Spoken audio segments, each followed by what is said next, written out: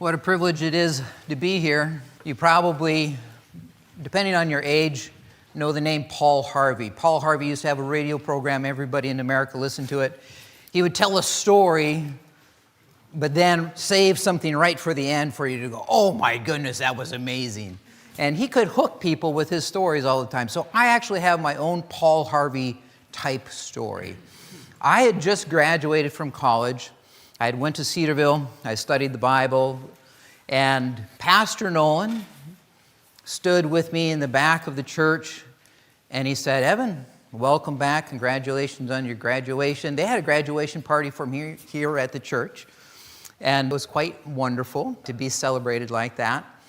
And Pastor Nolan said, Evan, you've been studying, and he knew a little bit about what I was focusing on. I was preparing for seminary, and I had spent about 2.5 years studying Greek, and my last senior project was studying this one passage in Colossians chapter 3, 1 through 10.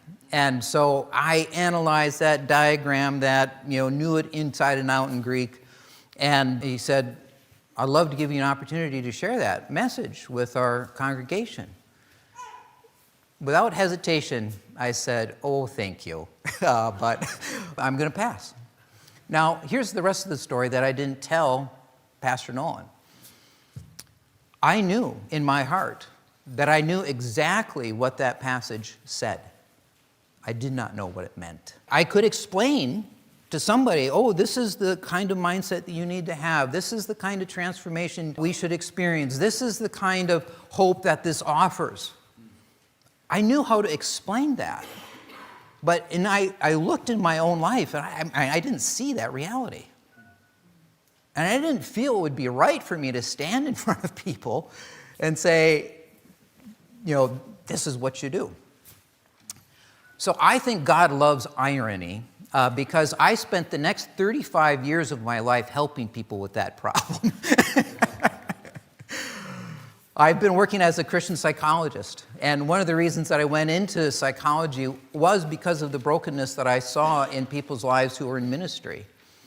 And during my time at Cedarville, I had spent different opportunities doing internships. One was overseas, and one was in a church, and local churches, and prisons, and different places like that. And I saw people who were in ministry who were struggling just as much as those who were there trying to help. And that really drew me to try to figure out, where does this struggle that we have come from? Why don't we rise above it? Why didn't I rise above it? So I'm going to share some things with us today. A little of this is my own story, and a lot of it is what God has been teaching me over the years, not only through studying His Word, but by talking with hundreds and hundreds and hundreds of people who are like you and I, just regular people trying to figure out, how do we do this? So I was in Hungary. My wife and I, we ran a kind of a care center for people who were in ministry, pastors who were local pastors in Hungary, but also missionaries and humanitarian workers all over, Central Asia and Middle East and Eastern Europe and things like that. But one of the things that I got into kind of as a side ministry was working in a gypsy church, a Roma church, which is in Hungary. The Roma people are distinct from the Hungarian people. They're distinct from the Romanian people or Slovak people. But the Roma people are an ancient people that are all throughout Europe. But they have their own languages, they have their own customs, their own culture, everything. And I was in this Roma church. And I had just finished a message, and you would like this. When I'm there speaking, people, if they don't like what I'm saying, they just stand up and start telling you right when you're preaching. So if you have any comments, well, I'm ready for you. So been there, been there. But people don't wait. They don't wait to be. Like in our culture, I'll send him a little email afterwards. No, they let you know right there.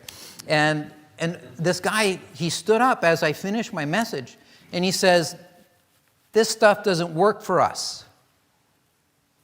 And I had just given, hopefully, a message of hope to people. I said, well, what do you mean? He said, We got saved. Someone came to this village, right? Someone came to this village. They preached the gospel. They told us we're sinners, we're separated from God. We believe that. But this is the reality. You know, a week later, month later, half a year later, we go back to drinking, we go back to smoking, we go back to cheating, we go back to stealing.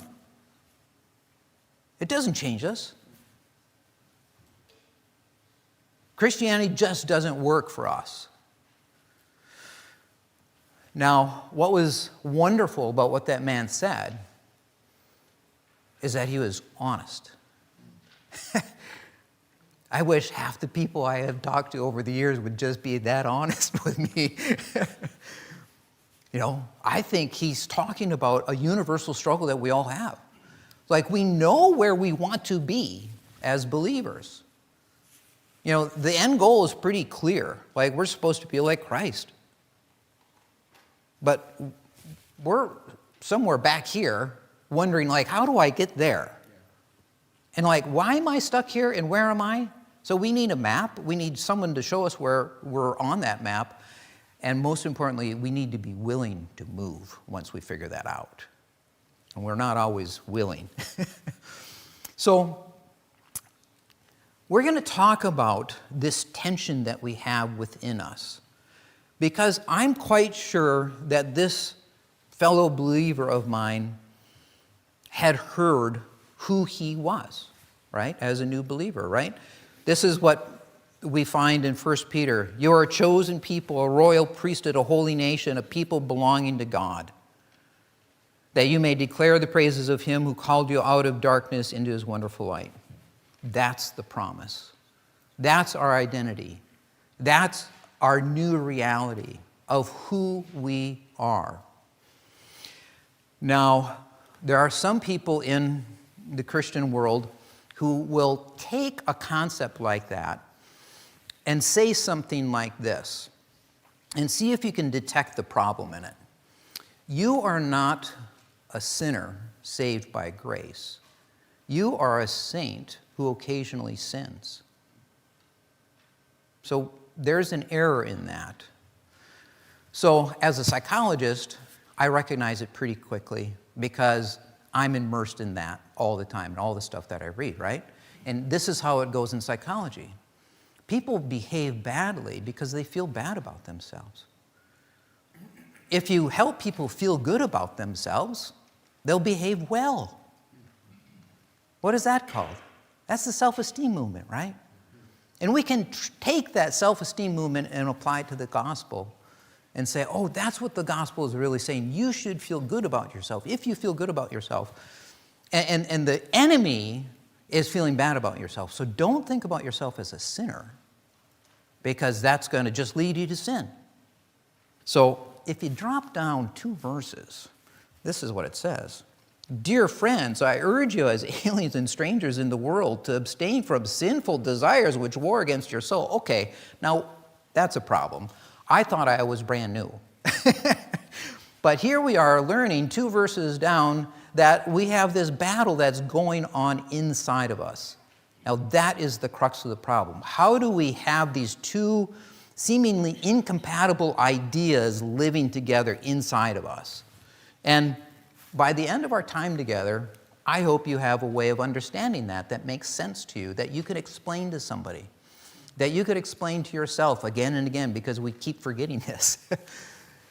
So many times when we think of the gospel, we're quite happy about the fact that we've been saved from past sins. We're quite happy about the fact that we have this future hope, but we struggle in the middle.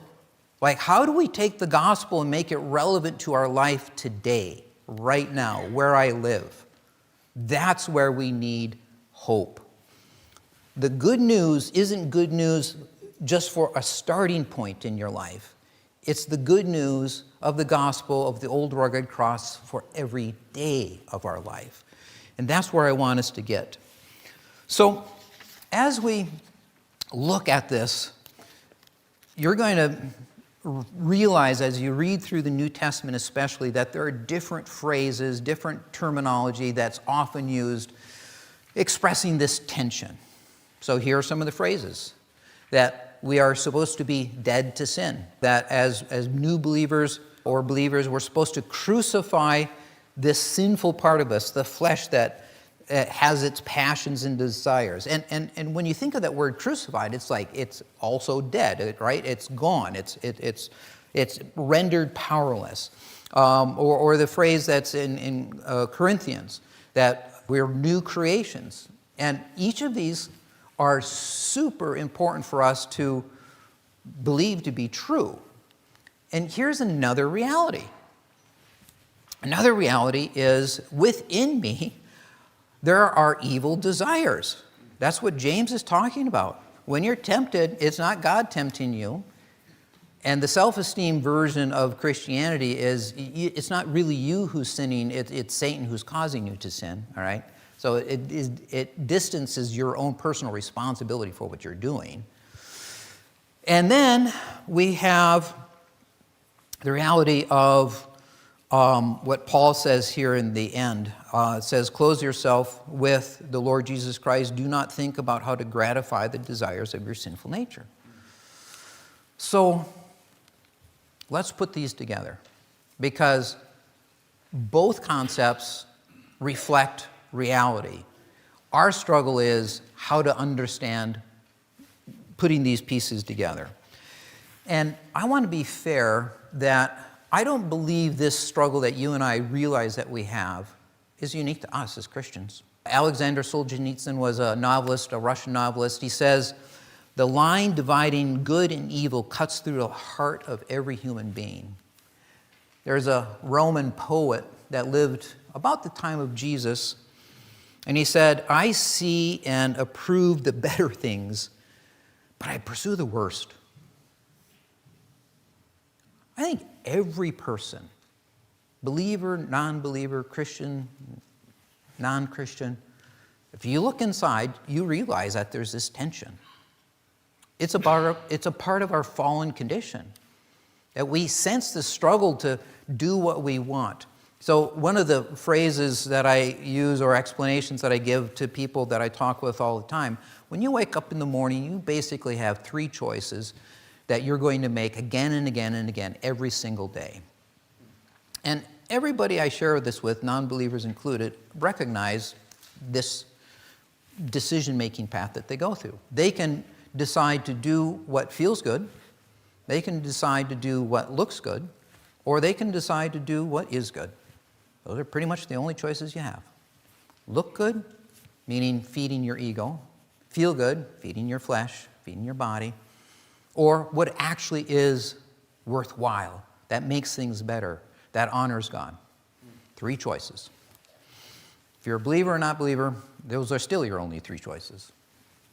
Now, when I was a young person, I had many times heard what I thought was a Bible illustration. It's not a Bible illustration. It's a Cherokee Native American illustration of a white wolf and a black wolf.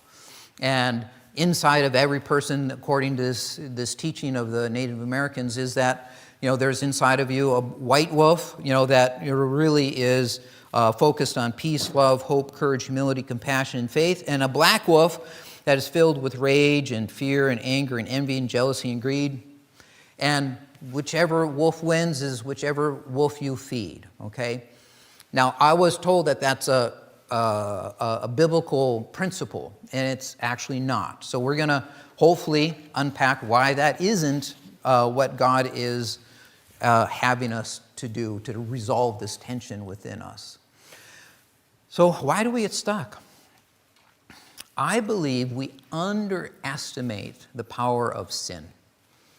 The longer I'm a believer, the more I am aware of my sin. I don't know if that's true for you, but that is true for me. We're blind to God's provision. We're blind to God's process of changing us. We're blind to the replacements that we use to try to fix ourselves. We're blind to the idols that we cling to for our identity. I want us to be able to see how desperately we need help. Why? Because if we don't desperately see our need for help, we're going to try to fix this tension within us ourselves. There are lots of ways to do that. Formalism, that's just a fancy word for tradition. What's tradition? It's peer pressure from a bunch of dead people. That's what tradition is. and these people in Isaiah's day were very religious. They made sacrifices, they kept the law, they dressed appropriately, they kept separate from the things that they're separate for, and Isaiah had nothing good to say about them. Why? Because they were outwardly religious, but their hearts had nothing to do with God. Then we have the legalists who are very good at focusing on what's right and wrong. People who seek an experience. We have people who say, just point me to where the need is and I'll just dive into that. We have people very, very focused on, I need to have the most correct, absolutely perfect belief system. And if you have the belief system right, then, all the world will know that you're my disciples according to Jesus. No, Jesus didn't say that. But that's the way it's interpreted, right? You'll know that you're my disciples if you love one another. But people translate that into, well, if I have the correct doctrine, that's what people will know that or just one-step solutions. We love quick fixes. Popping a pill or, quick surgery or a healing service or, somebody promising a 7-day, you do this thing and boy, you're going to be relieved from all this struggle. I think this is the path. That we need to understand what is the old self, what is the real self, why do we struggle, and how do we rise up above this struggle. So to focus on what some of these terms mean, we're going to use a passage that is from the book of Luke. Very familiar. Jesus said this. Then he said to them, if anyone would come after me, he must deny himself and take up his cross daily and follow me. Whoever wants to save his life will lose it, but whoever loses his life for me will save it. So here's the question. What is the self? If we're to deny ourself, well, what is that? Next question is, if you don't know what that answer is, how do you do it? And that's kind of where I saw myself back after graduating from college. It's like, yeah, I know what I'm supposed to do. I just don't know how to do it, and I don't actually know what it means. So here are 3 things that we're going to look at from this passage. We are actually searching for something, right? We pursue this thing that we're searching for, and I'm going to call that the way of the self. But then Jesus says that there's another way to pursue this thing that we're looking for, and that's the way of Jesus. So what is the way that we are currently looking? We are looking for this vague concept of happiness. We want a good life for ourselves. While we might not know exactly what that good life is, we know that we have this innate desire for something better. And this is what this actor wrote. He said, everyone you meet asks you if you have a career, are married, you own a home, as if life were some kind of grocery list. But no one asks you if you're happy. This is what he said just before he overdosed and died. He had all those things. He had fame, he had money, he had family, he had marriage, he had all the things that he thought were supposed to make him happy, and he wasn't. Going back to the 1600s, we have more poignant observation. All men seek happiness. This is Blaise Pascal, a French mathematician, philosopher, Christian. This is without exception Whatever different means they employ, they tend to this end. The cause of some going to war or others avoiding it is the same desire in both, attended with different views. The will never takes the least step but to this object. This is the motive of every action, of every man, even of those who hang themselves. 3 choices. We're pursuing pleasure. I'm going to do what feels good, I'm going to do what looks good, or I'm going to do what is good. So, let's start with the way of the self. What is the self? When we look at the word self, it seems to our awareness that we've been using it like forever. But here's the interesting thing. The word self wasn't actually regularly used until the 1960s. But we're so used to it, it's just feel like, oh yeah, everybody drinks water. We've been drinking water for millions of years. No. It's actually a relatively new kind of word in our everyday language. So why is that? Well, it's because we lost sight of that. That is the objective self. So on the screen there's a circle, and in the circle it says, what am I? Why the word what? Because that word what is objective. Objectively, what are you? Objectively, you're created by God. You're created for God, to know God and enjoy God, to be like God in our character and ability to relate to Him. You're created as a man and a woman. You're created with worth, dignity, and purpose, created to have authority and to work with God. Objectively, that is who you are. Why do I know that? Well, if I went into somebody's carpentry shop and they're a master woodmaker, and I was looking at some interesting object that they had, and I asked that woodmaker, what is that? That craftsman would say, that's what that object is. Now, even though I might not understand it, who am I to say anything different?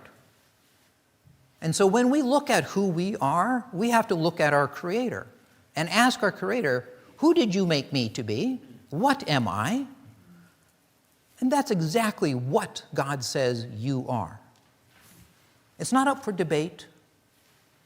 It's true of every single person. So, we're made to be like God, and we're made for Him. We're made to be under His authority. So, let's look at this second circle. The second circle says, who am I? So now we get into the subjective experience of how we view ourself.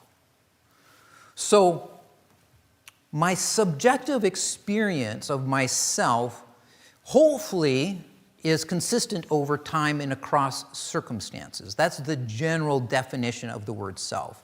This self-perception that is consistent over time and across circumstances. So as I look at myself, as Adam and Eve looked at themselves in the garden before the fall, what did they see?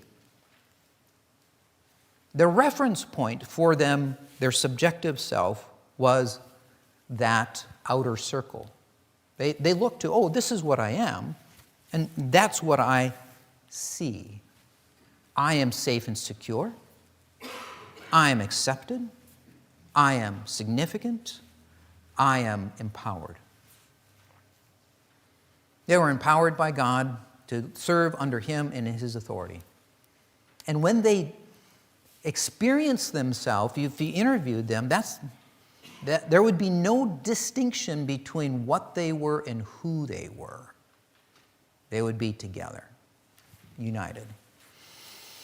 So, now we enter the problem, right? The fall happens. Sin enters this picture. When I have shared the gospel with lots and lots of people, I use the bridge illustration. And now I wonder, it's like, oh, I got to come up with another one, because there's something about the bridge illustration that I actually don't like.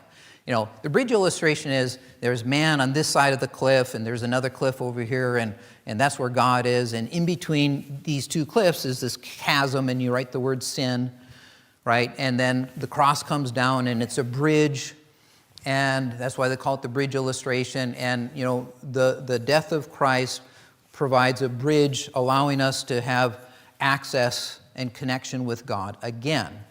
So if the only thing that I think is wrong with me is my separation from God because of my sin, I totally misunderstand how broken I am. There's something way more wrong with me. What happened to Adam and Eve? They not only couldn't see their problem, they didn't know that they couldn't see their problem. They're blind to their blindness, right? Their thinking was distorted and believing lies. What they saw with their thinking didn't correspond with reality. Their desires, they began to desire things that would not satisfy. Their emotions that they felt were not connected to reality. Just think for a minute of the conversation that God has with Cain in chapter 4 of Genesis. God shows up, and it's the very, I'm proud of this, by the way. It's the very first counseling session, right? God shows up and does a counseling session with Cain. It's right there. And God asks a very penetrating question. Just a couple words. Why are you angry? The implication is that his emotional response had no correspondence with reality. Anger shows up when injustice occurs. Was there injustice happening? Now, anger also shows up when your goals are blocked. Did Cain have a goal in mind that was being thwarted? Yes. Because of the idol that he was worshiping. We're not going to go into that. That would be another message. But his emotional response had no correspondence to what was actually real. His character, our character, because of the fall, is corrupted. Our behavior becomes unloving. I am far more broken than just being separated from God because of my sin. I carry around with me that every day. So how bad is it? God points out that it's quite bad. We see this right away in the book of Genesis, chapter 6. Every inclination of the thoughts of their heart was only evil all the time. Wow. God doesn't paint a pretty picture of the human condition. One of the things that I love and draws me to the truthfulness of Scripture is it's the only spiritual book that paints a pretty terrible picture of humans. It doesn't flatter us at all. So we're broken. And so now we're in this dilemma. How do we define ourselves? Well, we move away from the reference point that we originally had. God defined what I am. And all throughout the Bible, we find that the main competitor to worshiping God is worshiping idols. Now, they were physical idols mostly in the Old Testament, but Jesus introduces right away in his teachings, money is your idol, greed is your idol, tradition is your idol, your theological beliefs, those are your idols. And it's like, oh, so what are idols? Things that we turn to for comfort, for control, for significance, for identity. And now we have a completely different reference point for trying to subjectively understand who we are. Is that harmful to us? Well, yes, it really is. because we turn to all kinds of things, like greed, like false ideas. When John is writing there in the end of the book of John, he's not talking about physical idols. He's talking about the other theological beliefs that were out there competing with the truth. So here are our modern idols: theology, sex, magic, political, racial, national, religious, philosophical, cultural. We're going to get into expressive individualism, power, comfort, control, approval, money, stuff. We like stuff. So these are the things that we feel attached to, and that we put our hope in, and that we feel end up being worth living for. So the cultural one, expressive individualism. Maybe you've heard that word. If you haven't heard that phrase, rather that term, you've certainly experienced it. So let me give you a short description of what that means. It has two words: individualism, meaning I determine who I am, independent of culture, independent of religion, independent of my family, my tribe, my nation, moral code. I determine who I am by looking inside. Individual. Me, independent from everything else in the world outside of me. So going back to those two circles, basically there's only one circle. There's just who I feel I am. And expressive means that if I'm really going to embrace that identity, I have to let it be seen, let it be known, let it be out there. And the art that I do, the music that I listen to, my political views, my use of time, my use of money, dress, everything. So I believe that we've all seen this in our culture, and we scratch our head going, like what is happening? Like, where is this coming from? So I just want to assure you that this isn't a new thing. It's just another idol. It's our most recent version of an idol. We've always had idols. We always will have idols. And this is just a newest expression of it. So many of you have seen the movie or heard of the movie Frozen, right? And so how would you want to convey ideas to a culture? You'd want to do it through storytelling, wouldn't you? So let's look at what over 2 billion little girls have sung 1,000 times, right? It's time to see what I can do, to test the limits and break through. No right, no wrong, no rules for me. I'm free. That is expressive individualism, right? I just look inside of me, and that is reality. And it's your job to accept that. All right? So, the illustration, I think, that is most helpful to me of the different illustrations that the Bible uses of death and crucifixion and new life is actually the illustration of two kingdoms. Kingdom of light and a kingdom of darkness. In part, I think that's because my wife and I and our kids have gotten to be in so many different cultures. So when you're not a believer, you're in the kingdom of darkness. And when you become a believer, you leave that kingdom and you are now in the kingdom of light. So I want to take you to a literal kingdom of darkness, Uzbekistan. Now, Uzbekistan is, if you look it up, is one of the most oppressive, darkest places against Christianity. It's a total 100% police state. I want you to picture a 20-year-old person. And this 20-year-old person has only known Uzbekistan. They only are familiar with that culture, that language. They live with corruption, and because of corruption, everything operates by bribery. You bribe the postal carrier, you bribe the doctor, you bribe the teachers, you bribe the public officials. Carrie and I probably gave a lot of money to the mafia when we were in Europe. If you didn't want your car stolen, you paid to have someone watch it. Who are you paying? You're paying someone not to steal your car, basically. But you live with that, right? And you live with fear of punishment. You live with the reality that with communism, the joke that we would say in Hungary, what's mine is yours, and what yours is mine.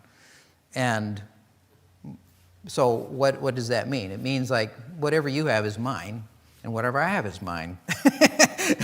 And so they'll just take everything from their workshop where they're working, from stores where they're shopping. If you can steal it, then fine, because everything's collective, right? And that's how they would make a joke about it. They would just steal it. So now, but they live in scarcity, and they live in silence. Why do I say that? Silence has to do with you have no idea who's watching you. You have no idea who's going to turn you in. Somebody just has to whisper something, and boom, you're disappeared. You're never heard or seen from again, right? That's what people lived under in Hungary up until 1989 when the wall came down. But that's the way Uzbekistan still is.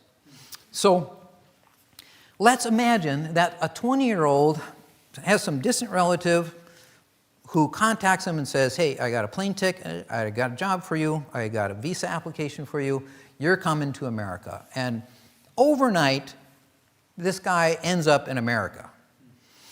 And he lives in what? Safety and stability and freedom and opportunity and abundance, democracy and justice. Do you think he walks around like a U.S. citizen? No, he doesn't.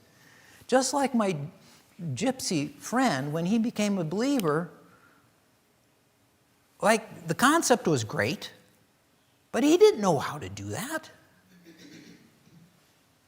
It was true. It was literally true that he was free from sin. It was literally true that he had this awesome identity. But he had years and years and years of patterned thinking and behavior and reactions that just don't go away just because he accepted Christ. And when Jesus says, take up your cross daily, he is saying, you're going to drop it. You're going to drop it, and you're going to have to pick it up again. You're going to drop it, you're going to have to pick it up again. So let's look at the way of Jesus. The way of Jesus means several things, I believe. When we pick up that cross, the cross was an instrument of punishment of the Roman government. So when you were under it, you were under Roman control. So when you pick up your cross, you are saying to yourself, I am owned by God. I'm not mine anymore. I am his. And that's exactly what Paul says. You are not your own. You are bought with a price. Therefore, glorify God with your body, or in your body. I love the Heidelberg Catechism. It says, what is your only comfort in life and death? That I am not my own, but belong, body, soul, to my faithful Savior, Jesus Christ. We are under that authority, and it's comforting. It's good. It's not an onerous thing to be under God's authority. It's a life-saving thing. Now, being under that authority means that we're supposed to be like Christ. And a person can read this passage in Ephesians 5 that says that we're supposed to be like Christ in our love, and then say to themselves, okay, I guess I got to be loving. And they go about doing their very best to be loving. That is just another sneaky form of formalism, all right? You don't become loving by acting loving. You become loving by spending time with someone who loves you. And Christianity is all about God's love, not my love. God's love being inside of us and just flowing out. That is freeing to understand that. We're also to sacrifice. Obviously, carrying a cross means sacrifice. What are we to sacrifice? Our efforts to try to change ourselves, the idols that we have. And we have to keep doing that all of the time. The reality is, it's hard for us to trust God's process. We want to run ahead. We want to go faster. We don't like his timelines.